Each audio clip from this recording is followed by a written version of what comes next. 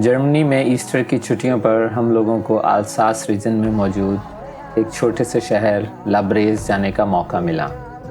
Alsace France के एक reason का नाम है जिसका बॉर्डर जर्मनी और स्विट्ज़रलैंड से मिलता है।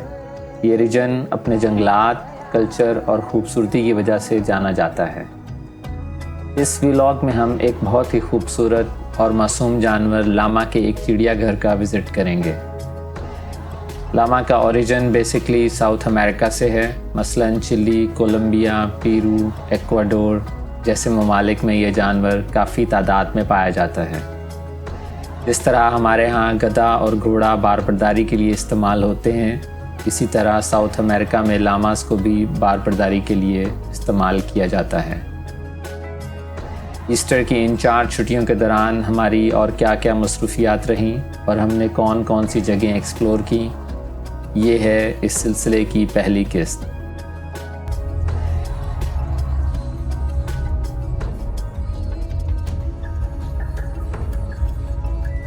लाब्रेज जर्मन शहर बादन बादन से तकरीबन 180 किलोमीटर के फासले पर है।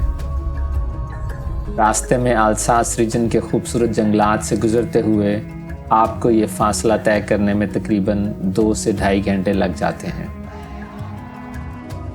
लामास का ये ज़ू लाब्रेज शहर में ही वाक़ है और लोगों की एक बड़ी तादाद यहाँ पर रखे हुए लामास को देखने आती है। ज़ू की टिकट बड़ों के लिए 5 यूरोस जबकि छोटे बच्चों के लिए 3 यूरो की है। ज़ू में दाखिले से पहले आपको एक छोटे से सेमिनार रूम में लामास के बारे में एक छोटी सी डॉक्यूमेंट्री दिखाई जाती है। Leur toison est réputée pour sa finesse, sa douceur et sa chaleur. C'est une laine 3 fois plus résistante et 7 fois plus chaude que la laine de mouton.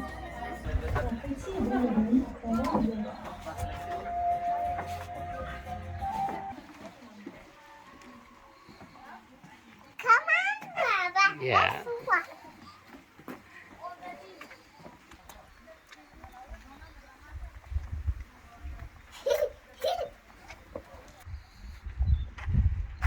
यहाँ पे लिखा हुआ है कि ये लोग लामा जो हैं बाइट नहीं करते, और अगर आपने जानवर को या लामा को पैट करना है तो ये नेक सबसे बेस्ट एरिया है।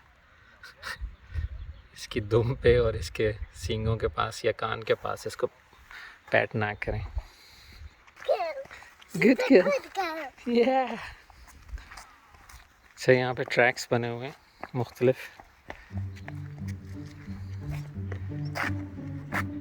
रवायती ज़ू की बजाय यहाँ पर लामास को खुले ग्राउंड में रखा गया है। इनको अपने आप से मानूस करने के लिए ज़ू का अमला आपको लामास की खुराक भी देता है और यूँ आप अपने हाथों से लामास को खिला भी सकते हैं।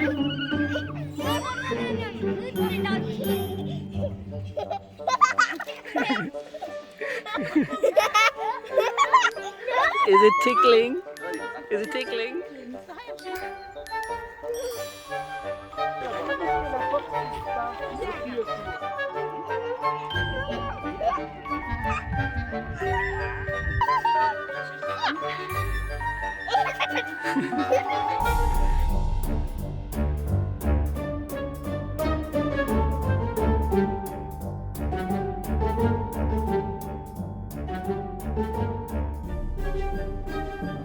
अच्छा जी, ये लामास भी नमक खाते हैं। सामने नमक की डली लटकी हुई है। एक बहुत ही इंटरेस्टिंग फैक्ट जो हमें इस चिड़ियाघर के विज़िट के दौरान बताया गया वो ये था कि लामा गर्मियों में डस्ट बाथ लेने का शौकीन है। मेरे लिए डस्ट बाथ की ये टर्म बिल्कुल न्यू थी। हम लोग आमतौर पर बाथ को हमेशा पानी से लिंक करते हैं। अपने आप को गर्मी से बचाने और अपनी जिल्द पर मौजूद मक्खियों या मच्छरों से निजात के लिए लामास डस्ट बाथ लेते हैं।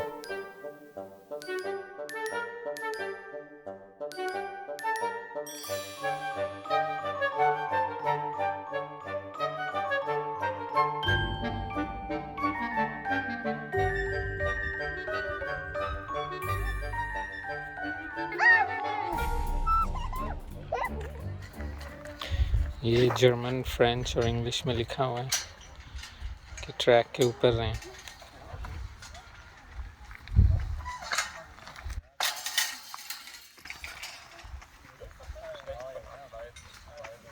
ये लामास पीरू में।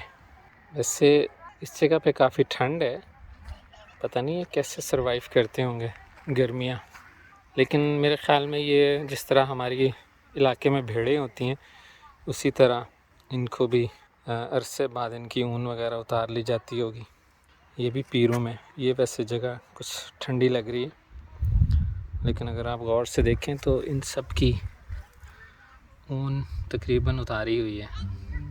भेड़ और बकरियों की तरह लामा का फुजला भी मेंगनियों की तरह होता है।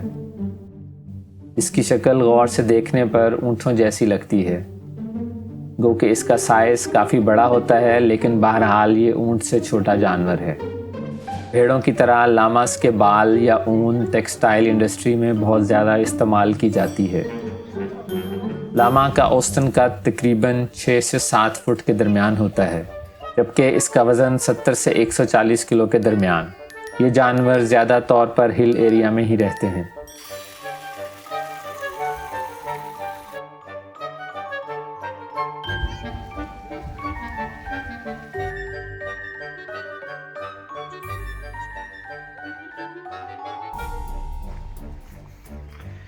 ये जगह लाब्रीज फ्रेंच एक सिटी है, वहाँ से तकरीबन 5 किलोमीटर के फासले पे है और बहुत ही खूबसूरत जगह।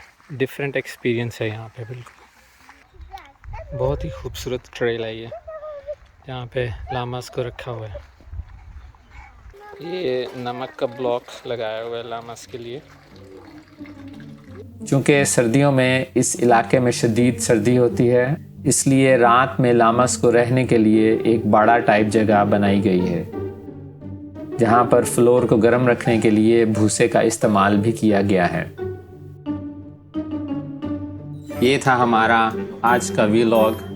उम्मीद है आपको पसंद आया होगा। मिलते हैं किसी अगले व्लॉग में, तब तक के लिए टेक केयर। अल्लाह हाफ़िज़।